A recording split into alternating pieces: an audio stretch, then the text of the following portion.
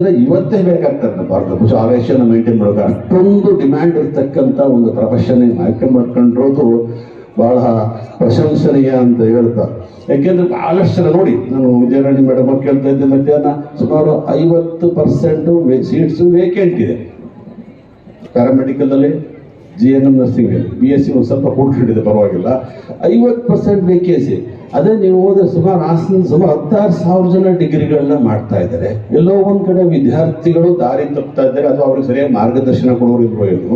ವಿದ್ಯಾಭ್ಯಾಸದ ಮೂಲಕ ಅದಾದ್ಮೇಲೆ ಏನು ಅನ್ನೋದು ಯೋಚನೆ ಮಾಡ್ಬೇಕು. ಯಾಕಂದ್ರೆ ಅಲ್ಲಿ ಓದದೇ ಒಂದು ನೆಕ್ಸ್ಟ್ ಬಂದಾಗ ಅವ್ನಿಗೆ ಏನ್ ಕೆಲಸ ಕೊಡ್ಬೇಕು ಅಂತ ಗೊತ್ತಾಗಲ್ಲ, ಏನ್ ಕೆಲಸ ಕೊಡ್ಬೇಕು ಅಂತ ಏನೋ ಕಲ್ತೇ ಇರಲ್ಲ. ಅಲ್ಲಿ ಹೋಗಿ ಕೂತ್ಕೊಂಡ್ರೆ ಅವ್ನ MA ಮಾಡ್ಕೊಂಡ್ಬಂದು ಸೆಕೆಂಡ್ ಡಿವಿಷನ್ ಕ್ಲರ್ಕ್ ಆಗ್ತಾನೆ, ಅದಕ್ಕೆ ಅಂದ್ರೆ ಆ ಥರ ಒಂದು ಸಂದರ್ಭ ಸೃಷ್ಟಿ ಆಗ್ತದೆ.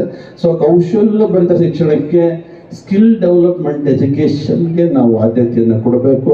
ಇನ್ನು ಹೆಚ್ಚು ಹೆಚ್ಚು ಜನ ಈ ಒಂದು ವೃತ್ತಿಪರ ಶಿಕ್ಷಣ ತರಬೇಕು ಅಂತ ನಾನು ಹೇಳ್ತೀನಿ. ಯಾಕೆಂದ್ರೆ ಇಲ್ಲಿ ಖಾಲಿ ಉಳಿಯೋ ಅವಶ್ಯಕತೆ ಸೀಟ್ಗಳು ಇರಲಿಲ್ಲ. ಖಾಲಿ ಆಯ್ತು ಅಂತ ಕಾರಣಕ್ಕೆ ನಾನು ಹೇಳ್ತೇನೆ. ಯಾಕೆಂದ್ರೆ 2003ನೇ ಇಸ್ವಿ ನಾನು ನರ್ಸಿಂಗ್ ಸ್ಟಾರ್ಟ್ ಮಾಡಿದಾಗ ಹಲವಾರು ಏಳು ಅನ್ಕೊಂಡು ಬಹಳಷ್ಟು ನಷ್ಟದಲ್ಲಿ ಸಂಸ್ಥೆ ನಡೀತು, ಪ್ರಾಫಿಟ್ ಅಲ್ಲಿ ನಡೀತು. ನಾನು ಹೇಳ್ತಾ ಇಲ್ಲ, ಈ ಸಂಸ್ಥೆ ನನ್ನ ಕನಸಿನ ಸಂಸ್ಥೆ ಇದು. ನಮ್ಮಲ್ಲಿ ಸುಮಾರು ಇರೋದ್ರ ಜ್ಞಾನಸಾಗರ್ ಎಂಟ್ರೆನ್ಸ್ ಸ್ಕೂಲ್ 2,000+ ಸ್ಟೂಡೆಂಟ್ಸ್ ಇದ್ದಾರೆ. ಜ್ಞಾನಸಾಗರ್ ಬಹಳಷ್ಟು ಇದ್ದಾರೆ. ಬಟ್ ಇದು ನನಗೆ ಬಹಳ ಡ್ರೀಮ್. ಯಾಕೆ ಅಂದ್ರೆ ಇಲ್ಲಿ ಬಹಳಷ್ಟು ಜನ ಬಡ ವಿದ್ಯಾರ್ಥಿಗಳು, ಕೆಳ ಮಧ್ಯಮದ ವಿದ್ಯಾರ್ಥಿಗಳೇ ಬರ್ತಿದ್ದು, ಗ್ರಾಮೀಣ ವಿದ್ಯಾರ್ಥಿಗಳು ಜಾಸ್ತಿ. ಸಾವಿರಾರು ಜನ ಮೇಡಮ್ ಹೇಳ್ದಂಗೆ ಇವತ್ತು ಅವರ ಕಾಲ ಮೇಲೆ ಅವ್ರು ನಿಂತಿದ್ದಾರೆ. ಅಷ್ಟೇ ಅಲ್ಲ, ಅವ್ರ ಕುಟುಂಬವನ್ನು ಸಾಕ್ತಿದ್ದಾರೆ, ತಂದೆ ತಾಯಿಗಳು ಸಾಕ್ತಿದ್ದಾರೆ.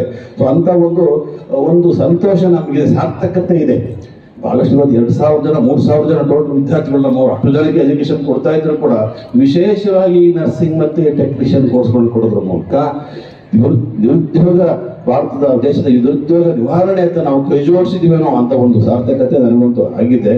ಸೊ ಅದನ್ನ ಮುಂದೂ ಕೂಡ ಹೀಗೆ ನಡ್ಕೊಂಡು ಹೋಗ್ಲಿ ಅನ್ನೋ ಮಾತನ್ನ ಹೇಳ್ತಾ, ನರ್ಸಿಂಗ್ ನಾನು ಅವಾಗಲೇ ಕೇವಲ ಒಂದು ವೃತ್ತಿ ಅಂತಾನೆ ಪರಿಗಣಿಸಿದ, ಒಂದು ಪೂಜೆ, ಒಂದು ತಪಸ್ಸು ನರ್ಸಿಂಗ್ ಅಂದ್ರೆ, ಅಥವಾ ಟೆಕ್ನಿಷಿಯನ್ ಕೋರ್ಸ್. ಯಾಕೆಂದ್ರೆ ಒಂದೇನು ಒಂದು ಉಸಿರಾಡಕ್ಕೆ ತೊಂದರೆ ಆಗಿದೆ ಒಂದು ಪೇಷಂಟ್ಗೆ ಒಂದು IVL ಆಸಿಡ್ಸ್ ಡೆಲಿಕಲ್ ಪುಷ್ ಮಾಡಿದ್ರೆ ಅವನು ಸಾವಿನಿಂದ ಬದುಕಿನ ಕಡೆಗೆ ಬಂದ್ಬಿಡ್ತಾನೆ ಒಂದೇ ಒಂದು 5 ನಿಮಿಷದಲ್ಲಿ. ಅಂತ ಒಂದು ಮಹತ್ವ ಇರ್ತಕ್ಕಂಥ ಒಂದು ವೃತ್ತಿ ನಿಮ್ದು. ಸೊ ಜವಾಬ್ದಾರಿ ಇರಬೇಕು, ಕಂಪ್ಯಾಷನ್ ಇರಬೇಕು, ಕೇರ್ ಇರಬೇಕು, ಸಹಾನುಭೂತಿ ಇರಬೇಕು, ಕರುಣೆ ಇರಬೇಕು. ಅಂದ್ರೆ ಕೇವಲ ಜ್ಞಾನ ಅಲ್ಲ.